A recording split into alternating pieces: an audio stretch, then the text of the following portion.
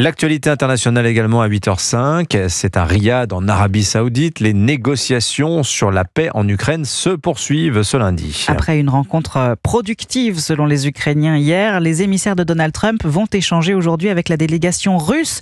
Discussion qui s'annonce difficile selon le Kremlin, alors que la trêve sur les infrastructures énergétiques évoquée la semaine dernière n'est toujours pas entrée en vigueur. Les Américains veulent obtenir cette fois un cessez-le-feu en mer Noire.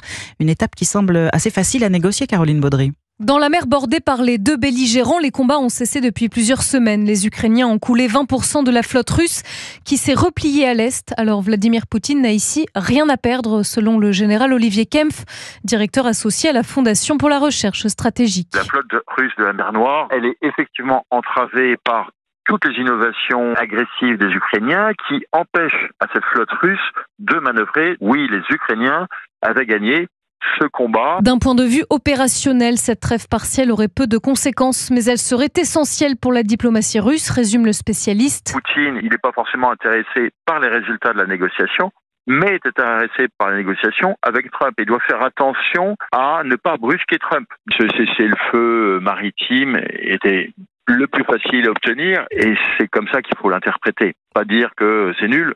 Dire c'est une étape, la machine avance, lentement mais elle avance. Car l'agresseur russe n'est pas pressé de franchir la prochaine marche vers un cessez-le-feu total, ajoute l'expert, un accord qui n'accepterait qu'à ses propres conditions. Caroline Baudry.